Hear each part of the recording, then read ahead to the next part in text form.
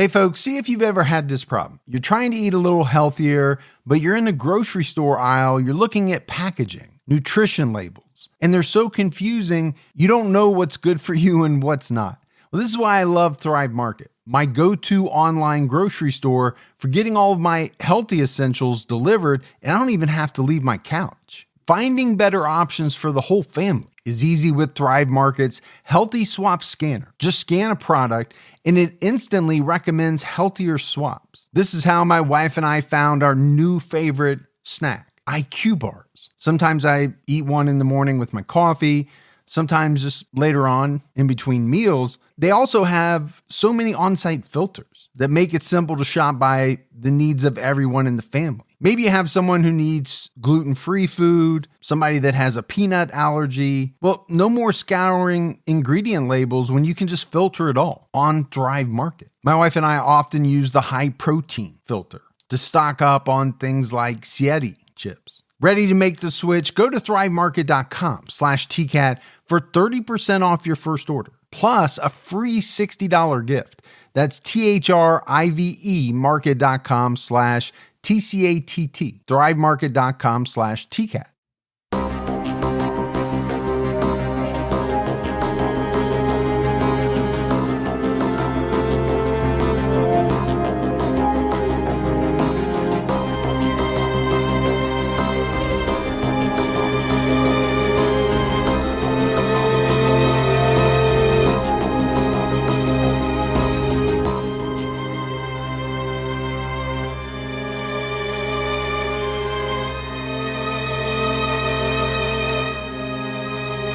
Hello, everyone, and welcome to episode 413 of the True Crime All the Time podcast. I'm Mike Ferguson, and with me, as always, is my partner in true crime, Mike Gibson. Gibby, how are you? Hey, I'm doing okay. How about you? Doing great. Yeah? We talked about it on Patreon this week, but we both had a really good Thanksgiving holiday. We did.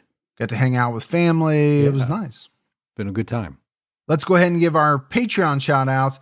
We had Sean McKinney jump out to our highest level. Hey, Sean. Caroline Gillespie. Well, thanks, Caroline. Andrea Edwards. Hey, Andrea. Tracy Kinsey. Hey, there's Tracy. Bethany Harnett. Hey, thank you so much, Bethany. Emanon Tremaine jumped out to our highest level. Well, I like that. Emanon. Naomi Witz. Hey, Naomi. And last but not least, Alexis Rome. Well, thanks, Alexis. Yeah, appreciate the new support. And then if we go back into the vault, this week we selected Kristen Mosier. Thanks, Kristen. Yeah, appreciate the long-term support. We also had a great PayPal donation from Lily Goldfarb. Oh, Lily, thank you. So thank you to everyone who helps support the show. We have an episode out right now on True Crime All the Time Unsolved, where we're talking about 26-year-old Tiffany Witten. She was last seen fleeing a Walmart in Marietta, Georgia, after she was apprehended by loss prevention associates. And she hasn't been seen since, but there have been some suspicious types of activity on her social media accounts, and there is a main suspect in this case. So people who don't really like Unsolved might be okay with this one. Yeah, I don't want to say it has closure, but it's, More people than not believe that there is a person of interest who was close to her. I'll leave it at that. All right, buddy, are you ready to get into this episode of True Crime All the Time? I am ready. We're doing this one a little differently. I titled the episode Michelle Busha. In May 1980, a woman's body was found near Blue Earth, Minnesota. In 2015, the woman was identified as 18-year-old Michelle Yvette Busha, who had been buried in an anonymous grave for nearly 35 years. A man confessed to the murder, and people were shocked to find out who it was. So we almost always title our episodes with the name of the killer. We do. But because the identity of this person came so much later, and it's pretty shocking who this person was, I wanted to withhold that information for a little bit. Because you can. Yeah, it's our show. We can do whatever we want. On May 30th, 1980, a Jane Doe was found in a drainage ditch along I-90 near Blue Earth, Minnesota. The body was a woman between 20 and 30 years old. Her head was shaved, but she had a small patch of hair on the back of her head about 1 inch long. No clothing or forms of ID were found near her body. The remains were badly decomposed, which made identification difficult. Now, you and I have talked about, bodies being found a lot of times. We've done a lot of episodes. Whether it's a solved case or it's an unsolved case, you would have to say this is a fairly strange set of circumstances. Yeah, it's got me scratching my head. First of all, what's going on with the shaved head? Is this something that, this woman would have done on her own? Probably not likely. Most women don't shave their head. There are some who do, but by and large, most people don't. And then the fact that she had this small patch of hair on the back of her head, which was said to have been about 1 inch long. Strange. Yeah, I mean, if it was you, I'd understand because you hold on to any hair that you can possibly still have. If I just had 1 inch on the back and it was just one strand, I wouldn't cut it off. No. Holding on for dear life. Exactly. In August 1980, Faribault County investigators and the Minnesota Bureau of Criminal Apprehension compared the woman's fingerprints and dental records to cases from several surrounding states, but no identification was made. The woman was buried that same month in an anonymous grave at the Riverside Cemetery in Blue Earth. And then, obviously, her case went cold for a number of years. And I always think that's extremely sad. Number one, a person lost their life, but to not even be able to figure out who that person is means a lot of different things. You can't notify their family. Right. And then at a certain point, a decision is made to bury this person in an anonymous grave because what else are you going to do? You have nothing to call her other than Jane Doe or, some people are given some type of Jane Doe-ish type moniker, but they don't know her real name. On January 13th, 1988, Agent Dennis Fear with the Minnesota Bureau of Criminal Apprehension received a call from Lieutenant David Turner in Smith County, Texas, in regards to a man in custody in Smith County. The man in question was former Minnesota State Trooper Robert Leroy Nelson, who was in custody for criminal sexual conduct involving his 11-year-old son. Feels like we're headed down a very disturbing path. Yes. Yeah. Nelson turned himself in and was accompanied by his pastor. The pastor told Smith County officials that Nelson made statements to him about being involved in an unsolved murder in Minnesota in 1980. He also admitted to beating and sexually abusing his young son for years. So I guess it's good that he went to his pastor and told him this, and then they went to the police, but everything that led up to that moment is shocking and disturbing. Well, and then let's factor in the fact that this guy used to be a Minnesota State Trooper. That's going to shock people. Sure. Nelson was a Minnesota State Trooper from 1970 to 1985, and he was stationed in Faribault County, where the Jane Doe was found in 1980. In January 1981, Nelson requested a transfer and moved with his wife and 3 children to Vergas, Minnesota. He worked out of the patrol office in Detroit Lakes.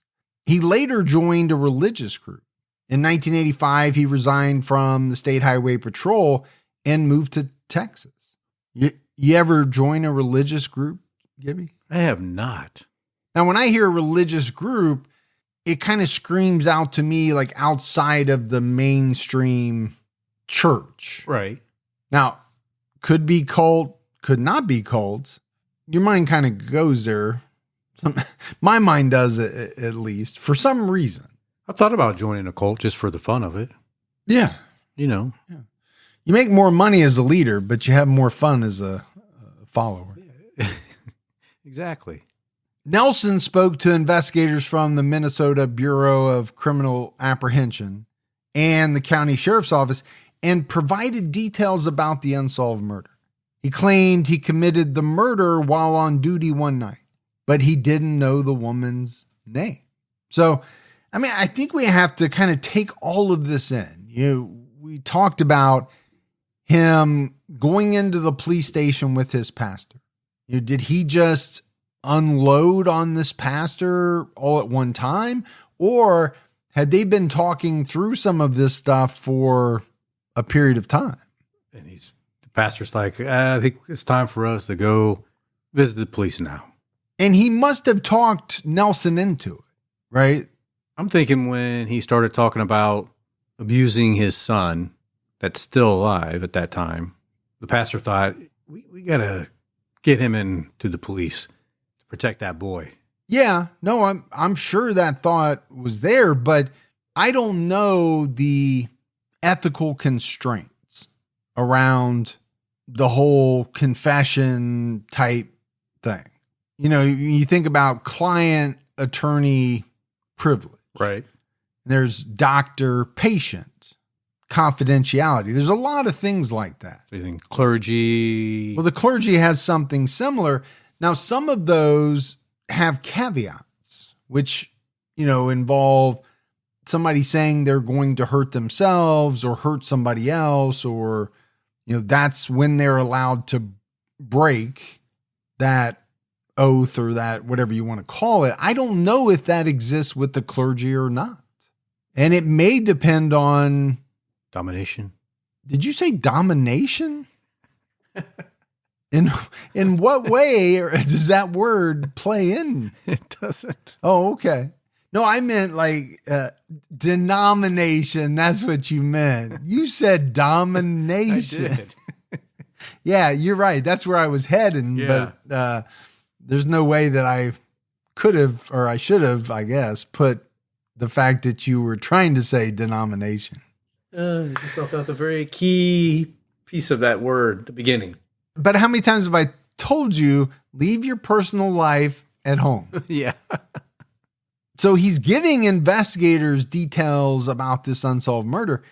He said the murder occurred on or about May 26, 1980. He was watching traffic when a dark-colored van let a young woman out on I-90 near the Bryceland exit. She started hitchhiking and he picked her up. About 45 minutes later, the woman became enraged over his sexual advances. He handcuffed her and proceeded to sexually assault and torture her before strangling her. He disposed of her body in a drainage ditch, and he admitted to throwing away the woman's clothes, jewelry, and purse. So I know we've touched on this before, but you have a person in power, and you would have to say a police officer, state highway patrol, these are individuals with a lot of power. But here's the other thing that crossed my mind. If you're a young woman who's hitchhiking, right, and you see a state highway patrol person stop and say, offer to give you a ride, would you be much more apt to take that ride than you would from another person? I would say yes. I would say yes as well. Because why? We think of these types of individuals as there to protect and serve. Yeah, they're safe. They're safe. Obviously, this guy was not safe. I mean, that's why, back in the day, probably even today, when somebody that has a police light come up behind you, a lot of people will pull over. They're not but if it was just a plain car and someone's flashing your lights at you, are you going to pull over? No, you're going to keep on going down the road. But as soon as they put that light on, you're like, oh, well, it's a police officer. They're not going to hurt me. Well, and you're also required by law, right? To pull over. Yeah. Or pull over somewhere safe or whatever. Yeah. Former lead investigator Jerry Cate spoke to Fox 9 about Nelson's confession, he said he had her handcuffed at that time. She's hollering and screaming a lot. He said he had pliers in the car, and he took the pliers and pulled some of her fingernails out. What the heck, man? Is this like mafia collecting the money time?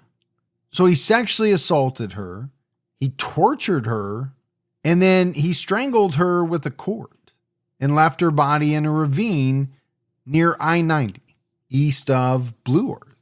But after speaking to Nelson, investigators determined his admissions regarding Jane Doe were too nebulous and vague to justify prosecution. There's a good word of the day for you. Nebulous. Nebulous. Now, Nelson was charged with criminal sexual conduct in Minnesota involving his son and was brought back to answer those charges. So he's confessed to two different things. One, a murder, and the other, abuse, both physical and sexual, of his young son. I just found it strange that investigators thought what he said was too vague, because it sounded pretty specific to me. I thought the same thing too. So I'm guessing they just needed more detail. Well, maybe they just thought, well, we have no way to corroborate his statement, so can we really move forward with a prosecution? Yes, he's confessing, but if we can't prove any of the things that he's saying, is it worth moving forward? Maybe that's what they thought.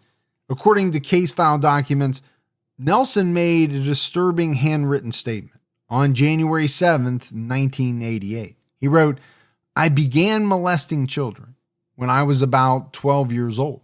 My parents and another couple that were neighbors would go out to party, and I was left in charge of kids."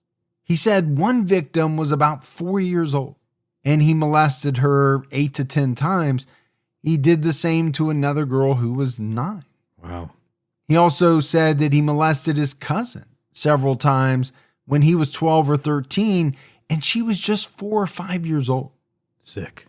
And then at the age of 28, he said he molested his 10-year-old niece 8 to 10 times. Wow. This is, just a lot of admissions of really heinous crimes. Some of these victims young as 4 years old. You're one sick SOB in my book. Yeah. And I don't see how anyone can look at that any other way but to be sickened and outraged. Makes you wonder what made him do those things. Well, he wrote that he'd had the urge to sexually assault children for as long as he could remember.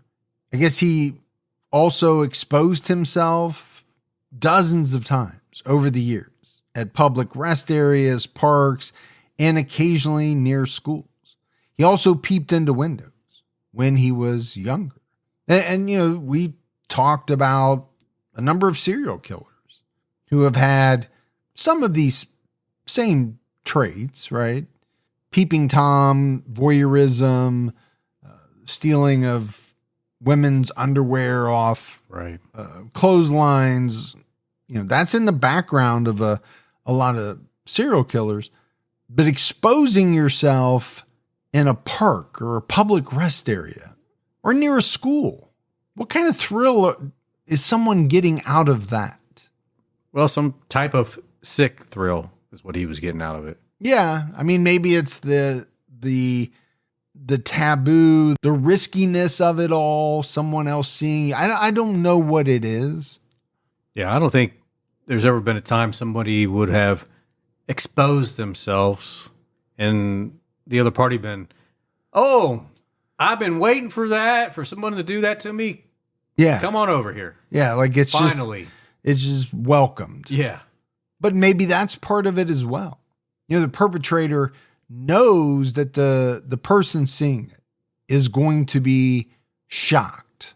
And it's almost like you're forcing them to see something they don't want to see. I don't know. I'm trying to dive into, these people's minds, but as we always say, it's not that easy. No, not at all. But I want to go back to this statement he wrote. He had the urge to sexually assault children for as long as he could remember. He said he started when he was 12 years old. And you just wonder, Gibbs, how does that develop? I mean, sometimes you're a victim yourself at a young age. Well, and we're going to find out that he was. Yeah. We are. He wrote that while he was living in Mexico, he became aware of the fact that he had molested his son for many years. He actually used those words. I became aware.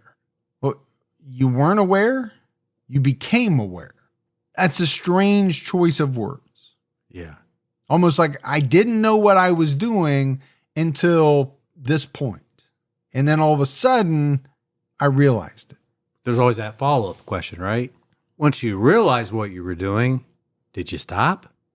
Well, he also claimed that this brought up memories of when his own father raped him.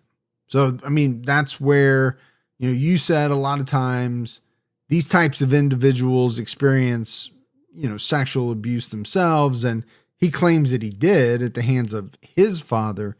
He said he confessed everything because he recognized that he needed help. And to me, this is, one of the interesting facets of this story. This is not a person who was caught through some type of advancements in DNA. No. This is a guy who voluntarily made the decision to walk into the police station and confess to a murder and to abusing his son. And thankfully he did decide to do that. Unfortunately, it came many, many years later. Don't let allergy season slow you down. Get common allergy meds for as little as $15 with GoodRx. So you and your family, pets included, can stop allergy symptoms before they start. GoodRx is free and easy to use. Just search for your prescription on the website or the app, compare prices, and get a free coupon to show your pharmacist. Save at over 70,000 local pharmacies nationwide, including Walmart, Walgreens, CVS, Publix, Kroger, and many more. Check GoodRx before every trip to the pharmacy to save up to 80% on both brand and generic medications. And did you know GoodRx rewards you for saving money too? Join GoodRx Rewards today and earn points every time you use a coupon. Remember, GoodRx is not insurance, but works whether you have insurance or not. And it could be your insurance copay price. I've been using GoodRx for years, and I can't tell you how many times I have saved money even with my insurance. Stop allergies before they start and save big on allergy medications this season with GoodRx. Go to goodrx.com/TCAT. That's goodrx.com/TCATT. Once the temps start rising, I realized I was back in the same worn out rotation. Same tank, same shorts, same everything. So I gave my daily uniform an upgrade with Quince. Their pieces are easy, elevated, and somehow make me feel more put together without even trying. Like they're 100% European linen shorts and dresses from $30. Luxe swimwear, Italian leather platform sandals, and so much more. The best part, everything with Quince is priced 50 to 80% less than what you'd find at similar brands. By working directly with top artisans and cutting out the middleman, Quince gives you luxury without the markup. And Quince only works with factories that use safe, ethical, and responsible manufacturing practices and premium fabrics and finishes. I'm getting ready to stock up on shorts for summer from Quince, and I know they're going to be amazing because everything I've ordered has been of the highest quality, and the prices are amazing. Treat your closet to a little summer glow up with Quince. Go to quince.com/TCAT for free shipping on your order and 365-day returns. That's QUINCE.com/TCATT to get free shipping and 365-day returns. Quince.com/TCAT. Nelson wrote, I have done everything that my son has said, and probably more, occurring over a continuing period of many years. I wish I knew why. While incarcerated in Faribault County, Minnesota, he gave a detailed confession to the murder. He spoke to investigators over the phone on April 15th, 1988, and said that his memories were becoming more clear to him. He thought the victim's name was Caroline Marie Jacobson, but said these were just impressions. The victim got out of a dark van and was arguing with the people inside. He picked her up, and they got off the freeway at the Blue Earth exit. He drove onto a gravel road where they had a conversation. They went to a field, and he had the impression of him standing behind the victim with a cord around her neck, but that was all he could remember at that time. He potentially remembered handcuffing the victim, but not removing her clothing. And he kept using this word impression, which I thought was a strange word. Yeah. Strange way of saying recalling his memories. That he's not sure, or he believes this is how it happened. On October 21st, 1988, Nelson was convicted of sexual assault in Texas and sentenced to life in prison. He was also charged with first-degree manslaughter in 1988, according to CBS. On July 17th, 1989, Nelson did an interview with County Deputy Sheriff Jerry Cate. According to case documents, he said, "Okay, the incident occurred, I believe it was a Sunday night. May 24th of 80 was the night that I had an accident with Frankie Drake. I took the following day off, which was the Saturday, and I worked the Sunday night, the Sunday and Monday that I worked before I took off on vacation. I didn't do very much. I just drove around here and there and parked along the side of the road and spent some time at the sheriff's office, basically just kind of put in some time. Didn't do very much patrolling. Sunday night, it was out east of Blue Earth and parked up on the north side of the Bryceland Exchange on I-90. I was parked off the freeway on the road that goes off to the north, and I was maybe a block away from the freeway interchange where I could kind of watch traffic, but I wasn't. You wouldn't notice the police car there." So, all right, we already know this guy did some horrible things. Right. He's also kind of outing himself as a terrible police officer as well. I just kind of putting in my time. I'm just riding here and there, but I'm not really doing much. Not going to really patrol a lot, He went on to say, anyway, it's probably about 9:30 at night. It's completely dark, and it's before, like the 11 o'clock coffee break time. So that's about 9:30. That's what I'm thinking. And I saw a van. I remember it to be dark colored. I think it was blue, and it would have been in the middle 70s. Ford van.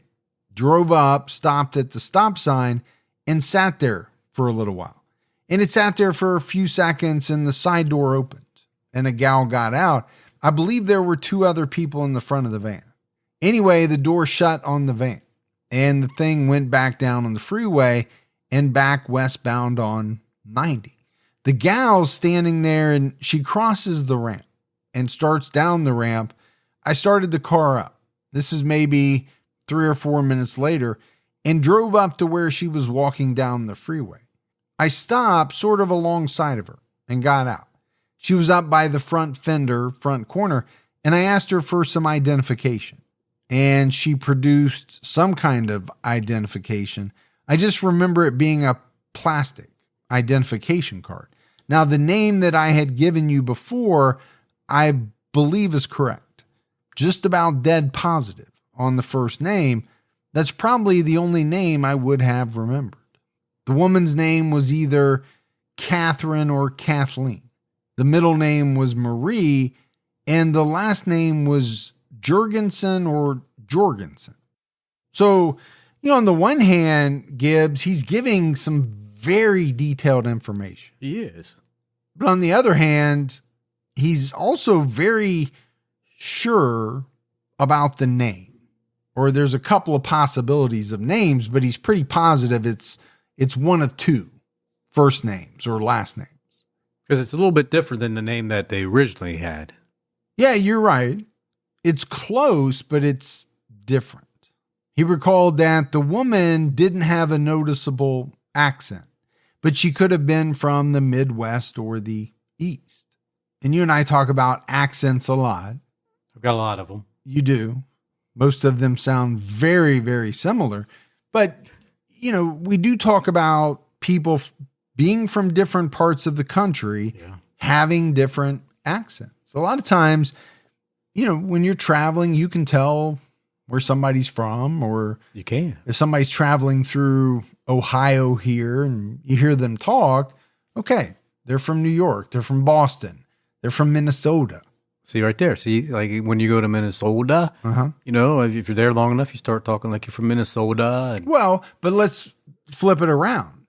If you're in Minnesota, if you live in Minnesota, a lot of other people's accents are going to sound strange to you. They're going to be very noticeable. Yeah, I agree with you.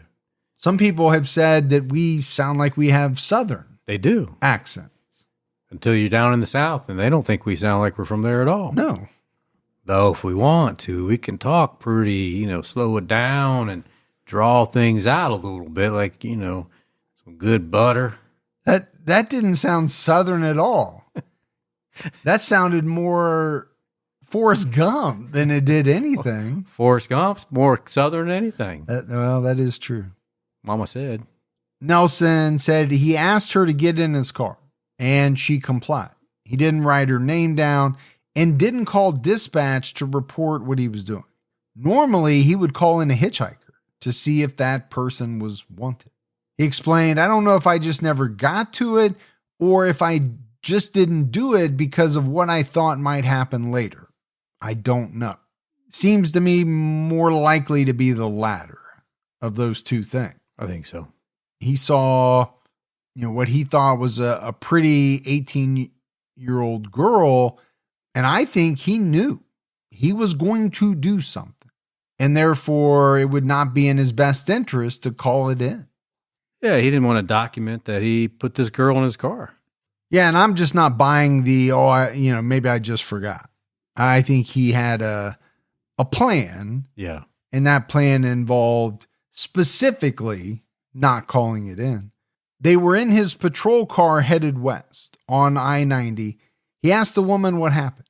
She said she was heading west to visit some friends. She was riding in the van with people she had known anywhere from a few days to a week. They got into an argument because she was asked to cooperate with them sexually, but she refused and was kicked out of the van. Okay, it's kind of rough. It is kind of rough. You need to cooperate with us sexually. You either go along with our sexual plan here or you're walking. And she said, okay, open the door because I'm not into that. I'm not into it. Nelson continued in the interview. As we talked, the way that she talked was sort of leading. And by that, I mean that she was kind of flirting sexually. And of course, I was returning that. Probably. Okay, let's break this down. First of all, was she flirting sexually? Was she trying to, kind of putting something out there in the air? Or was that all in his mind? Yeah, I think his perception was warped. And then he says, and of course, I was returning that. Probably. Okay, buddy. He said he continued driving and ended up 8 or 9 miles east of Blue Earth, down a gravel road.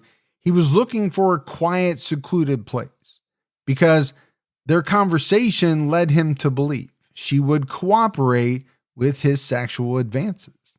He said she was talking as to lead me on, and I was eating it up and wanted to take advantage of the situation. So she literally just got out of a van and gave up a ride to start walking because she didn't want to cooperate with, someone's sexual advances, but she's going to cooperate with yours. And even if she was, let's say, flirting, Gibbs, this is a state trooper who is on duty. Yeah. I mean, let's not forget that part of it. Yeah, he should be shutting that down. Right. He's saying, I wanted to take advantage of the situation. You're not at a bar meeting people. You're doing a job for which you're getting paid for. That job should not involve trying to have sex with people you pick up in your official capacity. Yeah. Definitely should not. He said he turned into a field about 100 yards north of the freeway alongside a drainage ditch. He got out and went to the passenger side. He opened the door and the young woman got out. Now, the following details come from his confession. He said, I began to make advances towards her, and she sort of cooperated. But I got the feeling that she wasn't really going to do what she had kind of hinted or led me to believe. I had her take the jacket off, and I was kind of messing with the t-shirt. I won't say that she panicked, but she realized that,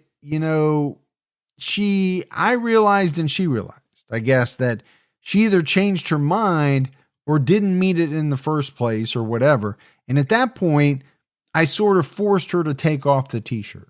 And that's when she began to indicate that she wasn't going to go through with any sexual advances. Okay, so that's just part of it, but I want to kind of talk about that first part. I feel like, he might be telling the truth here, but it almost seems that he could be massaging it as well.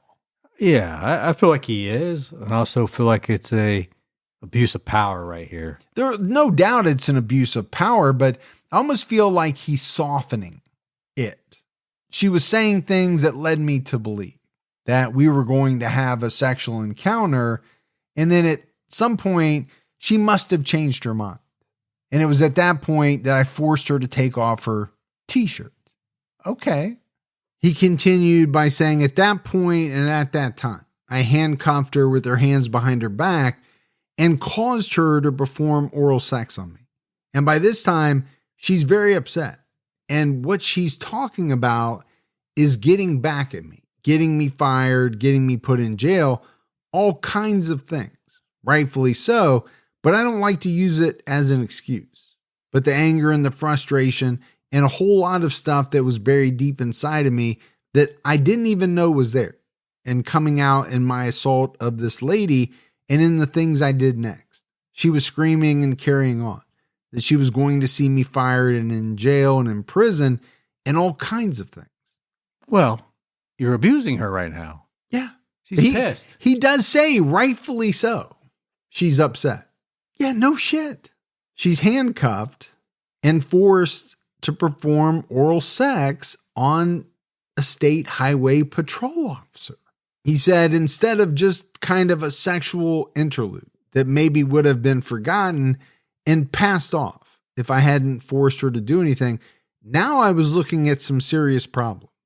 But now I had not only done something that was wrong as far as the policy and everything else, and wrong in the eyes of law enforcement, now I had actually done something and caused her to perform a sexual act on me that she was not cooperating with. So weird how he describes that. Yeah, I mean, I think I understand what he's saying. Not only had I, broken every policy that existed as far as it pertains to my job, but he knew what he was doing was criminal. He was a police officer after all. Obviously, he's going to know that restraining someone who's innocent, right, against their will and forcing them to engage in a sexual act that they don't want to do, that's a crime. He said he knew he was in over his head. He realized the woman was right. He was going to go to prison if anyone found out what he did. He said, and to try to shut her up, to try to scare her into somehow believing that she should be afraid of me and so on, I found pliers.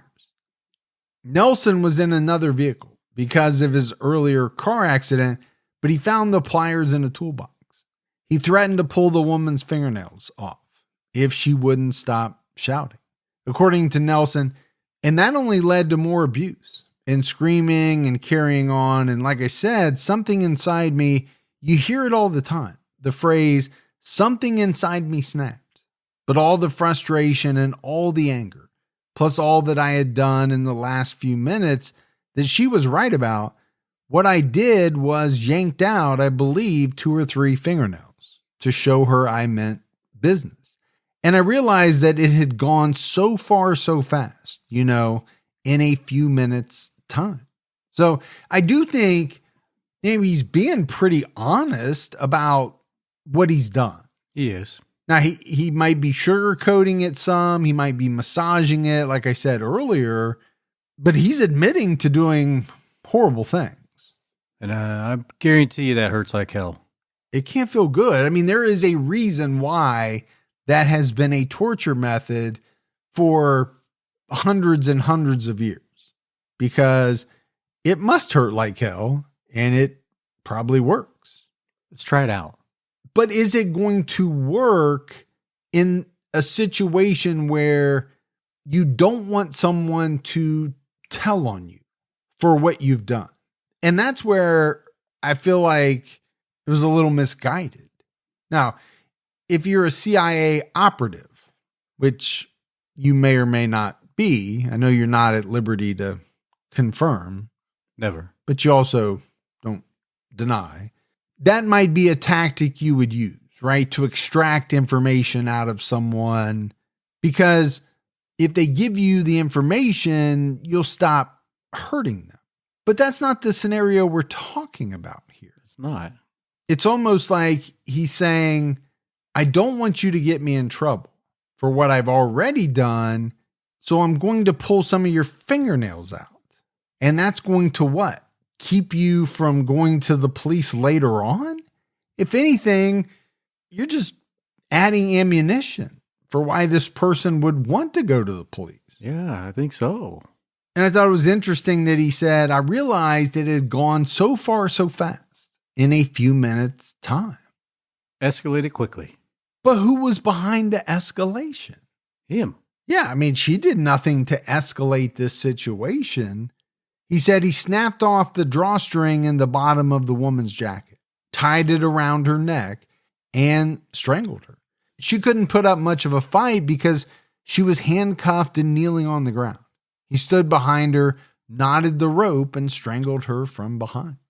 He said, and I remember the anger and the emotion and all that, like built up and almost out of nowhere in just a minute or two. It was crazy. And I remember strangling her and the hatred. And I hated myself. I hated her. I hated everything at that moment. You know, one of the things that I found very interesting about this case was, you do have so much from Nelson. Now, some of it I'm sure is very truthful. Some of it is embellished or, skewed maybe in his favor a little bit, but you got a lot of information here from not only what he did, but how he was feeling as he was doing it. He's doing a pretty good job of pulling you into his story. He said he removed the rest of the woman's clothing and rolled her body into a drainage ditch. He put her clothes and purse in his vehicle and later took the clothes to a landfill. He believed the woman was wearing a wig because he didn't remember her having a shaved head. He believed he threw the wig out with the rest of the evidence. Now, we talk a lot about killers not maybe knowing exactly what to do after they have committed some type of murder. Well, you know who would have a pretty good idea of how to get rid of evidence? Someone in law enforcement. State trooper? Yeah. More than the average person, right? I mean, they know kind of how law enforcement works. They know what they're going to be looking for. Even the smallest step forward can make a big difference in your financial future. When you open a Chime checking account, you're one step closer to a better financial future with no maintenance fees, fee-free overdraft up to $200, or getting paid up to 2 days early with direct deposit.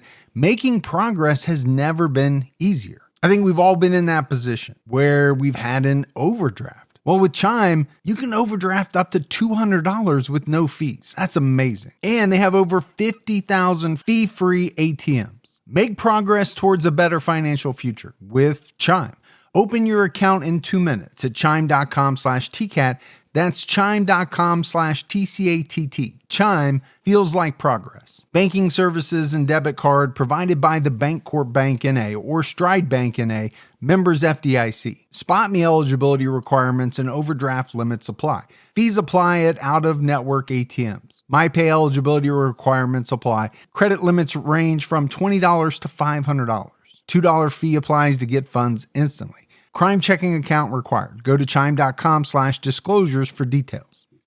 Hey, listeners, it's Leon Nafok. I'm here to tell you about a brand new series from me and Prologue Projects, an Audible original series called Final Thoughts, Jerry Springer, the story of a television show that changed the world and the man who gave it his name. But did you know that before the Jerry Springer Show made him notorious all over the world, Springer was something else entirely? A respected Midwestern politician, the progressive mayor of a major Rust Belt city, a man many saw as a future leader in Democratic politics. How did this idealistic rising star, with his lofty political ambitions, take a turn in such a radically different direction? You can find the whole series available now on Audible. Just search for Final Thoughts, Jerry Springer on the Audible app, or go to audible.com/Springer.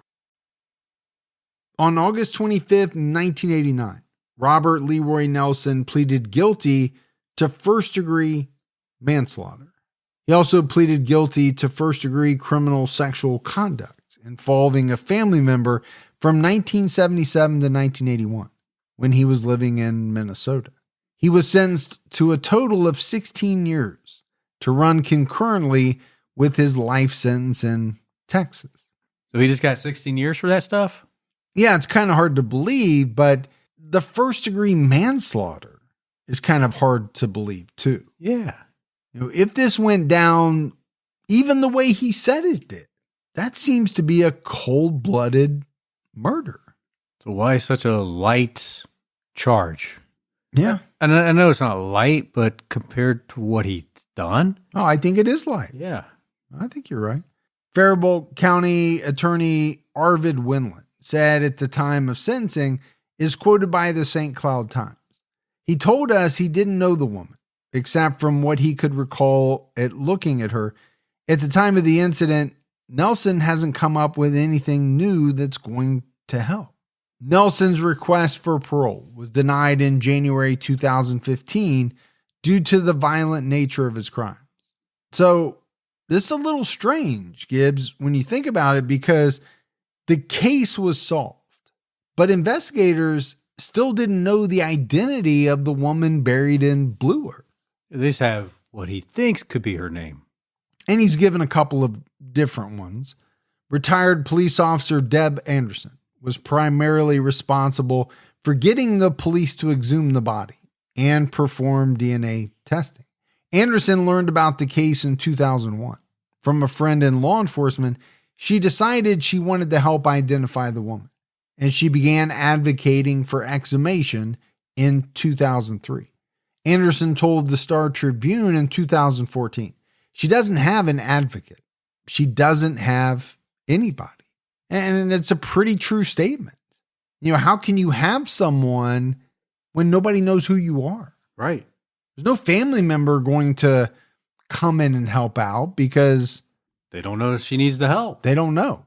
Anderson couldn't find much information online, and she felt that the county sheriff didn't offer much information in response to her inquiries. She set up a website to publish the details of the case and included dozens of missing persons cases that could be the Jane Doe. She persuaded one company to send thousands of mass emails about the case. She also found an artist to create a sketch of the Jane Doe based on her skull x-rays from her autopsy records. And we've talked about, sketch artists before. Some of the stuff that they do, to me, is fascinating. When you think about, taking a skull, and you've seen before where they do like clay modeling. Yeah. To fit the contour of the skull and try to figure out what the person might have looked like. Here we have a person who is drawing a sketch solely based on x-rays of a skull. That's amazing. Amazing. if they're even close to what this person looked like in real life. According to Reveal News, Anderson's campaign sometimes put her at odds with local officials whom she accused of dragging their feet. But it was said that the biggest obstacle was funding. Exhumation and DNA analysis was estimated to cost $10,000. With Deb Anderson's help, it would only cost $1,000. A funeral home and local construction firms donated their services for the exhumation, and several technology firms volunteered to do the DNA analysis for free. And this is a problem. We've discussed it many times. There are pieces of evidence all throughout this country, sitting on shelves, sitting in evidence rooms, that if tested could potentially lead to a DNA sample, which could possibly lead to the solving of a case, but you got to have money. You do. To get all that stuff done. Because you need people to process it. Yeah, and what I think Deb was doing was kind of amazing. She was taking as many obstacles away as she could. You know, she went out, got some of these people to donate their services. Okay, taking the reasons for not being able to do it away one by one. The goal of the exhumation was to collect DNA samples and perform a facial reconstruction. Mike Gormley took over the Faribault County Sheriff's Office in 2007. He met with Deb Anderson to discuss the case. In 2008, he told the Faribault County Register he was not sure we would gain anything from an exhumation. On August 12, 2014, the Blue Earth Jane Doe was finally exhumed for DNA sampling. As part of the Minnesota Bureau of Criminal Apprehension's Unidentified Human Remains program, the National Center for Missing and Exploited Children created a new sketch based on x-rays and a skull scan. The Smithsonian conducted an isotope analysis on a bone and a tooth, a complete mitochondrial DNA profile, and a partial nuclear DNA profile were uploaded to national databases. Getting busy now, right? They're doing the things that need to be done. Well, they're doing the things that could potentially identify this young woman. If they don't do anything, if they don't exhume her body and at least attempt to get a DNA profile, is anything ever going to change? And I would say the answer is probably no. The odds are slim. Yeah, could somebody just walk into the police station and say, yeah, I know who this person is? Sure. Could happen. Call in a tip, but is it likely? I would say no. In mid-February 2015, the DNA was uploaded to CODIS and pinged a match to Donald Boucher and Marla Torgerson, two parents of a missing woman who submitted their DNA to CODIS in March 2007. You know, I kind of think this is a step that a lot of parents would take in the aftermath of their loved one going missing. Yeah, I think so as well. I mean, most people want to take every avenue available to them. You know, if you think about the parents of a missing child, if you said to them, you know, here's something that could ultimately lead to the identity of your child, would you not do that? Especially if it's as simple as uploading your DNA to a database. Yeah, why wouldn't you do it? Right. I mean, let's face it, it had already been 27 years. On March 5th, 2015, the Minnesota Bureau of Criminal Apprehension contacted the Matagorda County Sheriff's Office in Texas. They were informed that the unidentified female's DNA was a strong match to Michelle Yvette Busha, a missing woman in their county. Michelle's remains were positively identified on March 13th, 2015. Michelle Busha was originally from Bay City, Texas. She was born on September 2nd, 1961, And she was just 18 years old when she was murdered. Don Busha told USA Today that Michelle was his first child. She was a rebellious teenager, and she ran away from home in 1978. Don also told KHOU TV, she wanted her freedom. She left. That's the last time I saw her. I feel like a lot of kids ran away back then. But I don't know if that's true. I don't know if that's true either. Yeah. But we can always go with your feelings. I just feel like that. I would say maybe more did back then than today. I don't know. Did you ever want to run away? No. No? Mm-mm. Oh. I couldn't wait to go to college, Yeah? but I never wanted to run away. And what was I going to do? Hop freight cars and carry my hobo bindle and eat beans out of a can? Beans out of a can. I know you do that, but it's just because you're cheap. I have seen you throw cans on the ground to dent them just to get like 10% off. Yeah. I eat them that night. But don't you think it's suspicious that every can in your shopping cart is dented? Hey, that's their problem. Probably time to get a new stock person. CBS reported that Michelle's family reported her missing on May 9th, 1980. According to the case file, Michelle was last seen by her family in December 1979, heading to Louisiana. From January to May 1980, Michelle made collect phone calls from Indiana and Mississippi and charged them to her father's phone. But her family had not had contact with her since May 1980. So, she left home. She wanted to be on her own, but she did call back home. She did stay in contact. Yeah, check in, give some updates. Now, she did so collect, but I'm assuming she didn't have a lot of money.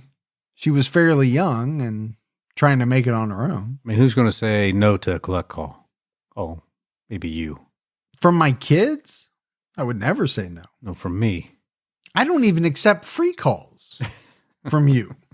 I'm sure as hell not going to pay for one. Gibby who? I don't know any Gibby. Michelle's sister, Marla Busha, was also a teenager when Michelle left. She described her sister as a free spirit who left home to go on an adventure. Michelle planned to visit relatives occasionally, including their grandmother. So, it doesn't sound like she was mad and she just ran away, right? She wanted to leave home. She wanted to be free. Explore the world. But she was still contacting family. It wasn't like she had disowned everyone and wasn't talking to them. But this is when she encountered Robert Leroy Nelson while hitchhiking in Minnesota and was sexually assaulted and murdered. On February 17th, 1984, Matagorda County received a call from the New York State Police in regards to an unidentified female body that matched Michelle's description. They obtained Michelle's dental records, but the NYSP advised Matagorda County that there was no match. On May 15th, 1984, the FBI contacted Matagorda County in regards to one of their missing persons cases. An unidentified woman was found in Frederick, Maryland on August 4th, 1982. The FBI sent dental records to Texas, and a local dentist compared the charts to Michelle's records, but they were not a match. So there was a lot going on back in Texas. Law enforcement was aware that she was missing. I'm assuming, we talked about her family. They hadn't talked to her after a certain part in 1980. But it seemed like efforts being made. Yeah, I think they listed her.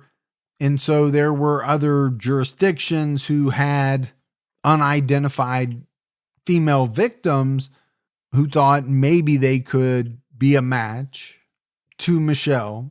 But as we always talk about, Gibbs, how heartbreaking would that be for the family? Something's wrong because, like we said, she set out on an adventure. She didn't want to be at home anymore, but she was calling, it seemed, somewhat regularly. She was contacting people. When all of that stops and you have no way to get in touch with her, right? There's no cell phones in 1980. She's not calling. That's got to be a very worrisome scenario. And at a certain point, obviously they must have gone to the local authorities and said, hey, we think our daughter is missing. Yeah. And then I would think every time, one of these other agencies inquires or there's a possible match, that would be tough for the family. You don't want it to be her, but at the same time, if she's no longer alive, you'd like to bring her home. You'd like for her to be identified. Sometimes I think it's really hard to comprehend what these families go through. Yeah, unless you've been there, and let's face it, nobody wants to be in that position. But unless you've been there, it's tough to know exactly how hard it would really be. As the years passed, Don Busha kept his address and phone number the same, hoping Michelle would find her way home. And that has come up, time after time. And it's something that I just could not see changing either. I wouldn't want to move.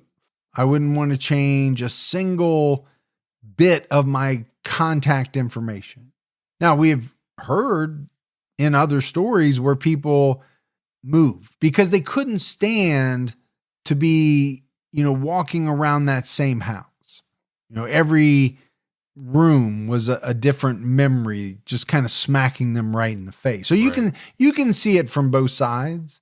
I think I would be probably more in the camp of what Don did, which is, as long as there's hope that she could come back, I ain't leaving. Yeah, you're going to hold on to that hope. Michelle's remains were taken to Bay City, Texas in April 2015. Her brother and sister came to Blue Earth to pick up her ashes and bring them home. Marla Busha told the Faribault County Register, "This town is incredible. It has been a huge comfort to us, my family, and my father, that the people of Blue Earth cared so much for Michelle." And it is kind of amazing. When you hear about these types of stories, Minnesota and Texas are not very close to each other. They are not. But it doesn't change the fact that, a lot of times wherever you are, when there's a missing person who is unidentified, the town really comes out and does whatever they can do, because I think they know what that would mean for a family. It's kind of like what we talk about when a child goes missing. Right. A lot of people are parents. So in your mind, or have a good idea, or can at least imagine what it would be like for those parents. And you would do anything you can to help out. Yeah, you want to participate and do the right thing. So as we wrap this one up, Gibbs, as of this year, Robert Leroy Nelson is 78 years old and still incarcerated in Texas. Maybe he'll call the hotline. We can have a little phone interview with him. It would be interesting to talk to a person like that. Yeah. I found a lot of his statements to be fascinating. Now, he's a POS for the record books. Don't get me wrong. Oh, of course. But in studying his words, I think it does give you some insight into, what this guy was going through at the time, what he was thinking at the time.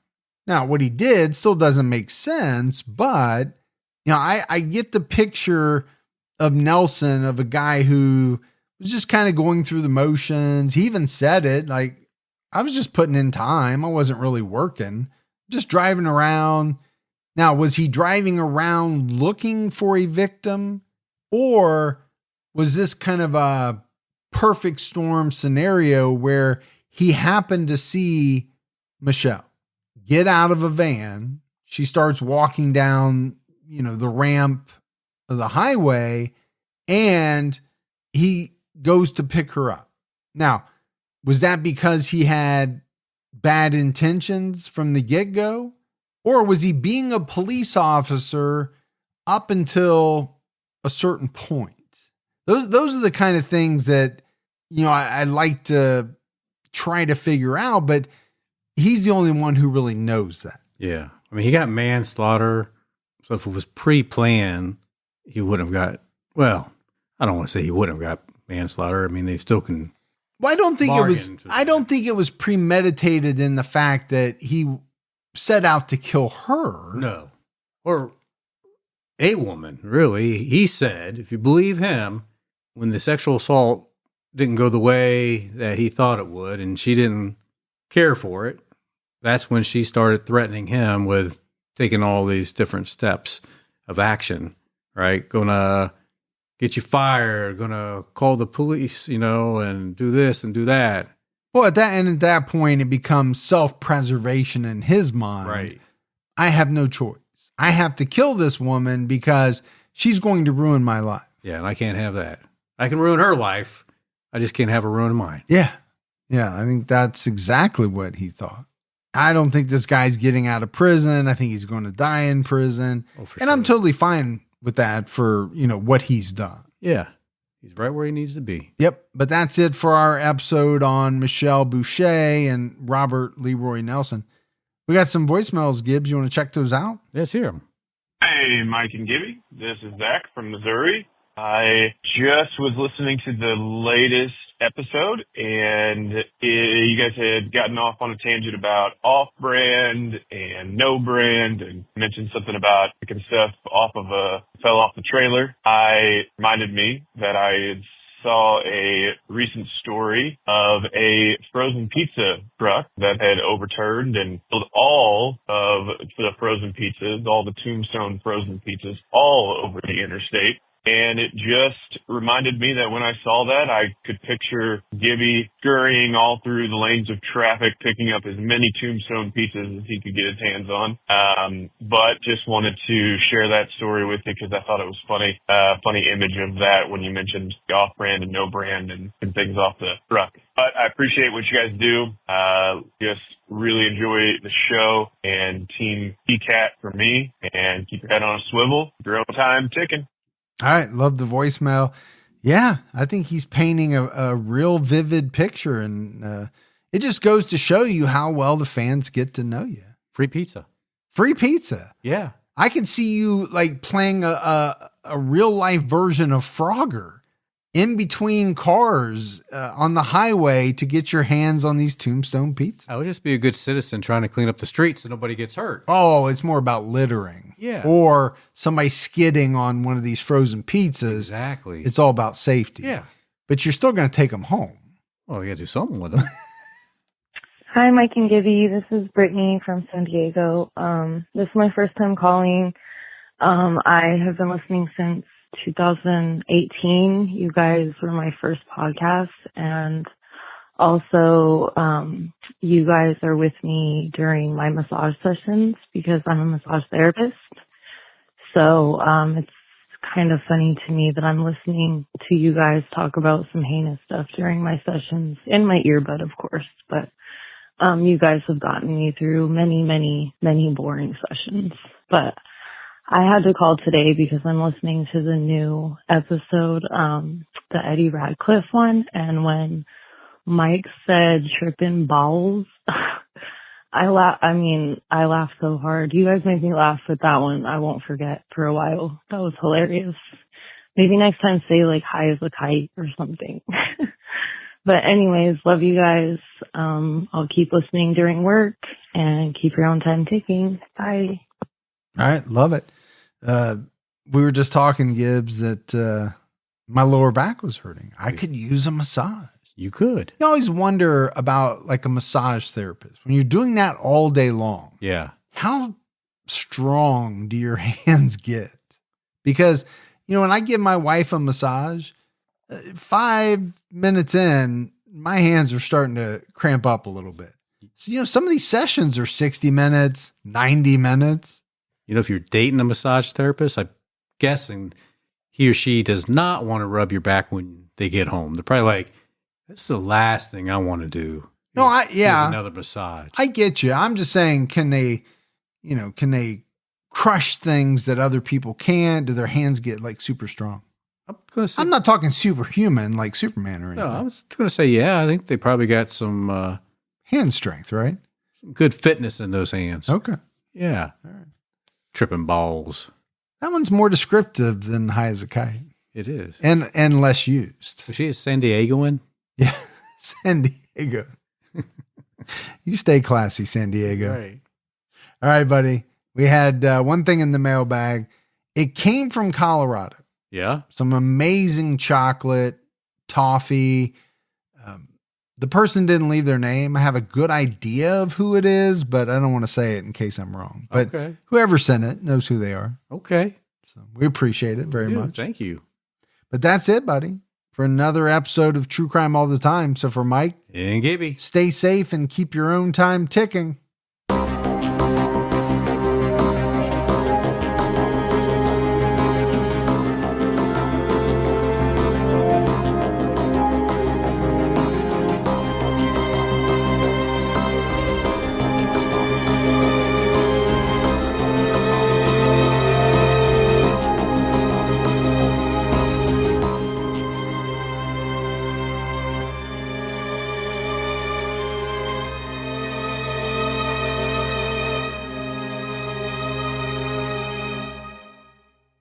How did the internet go from this You could actually find what you were looking for right away, bang. to this? I feel like I'm in hell.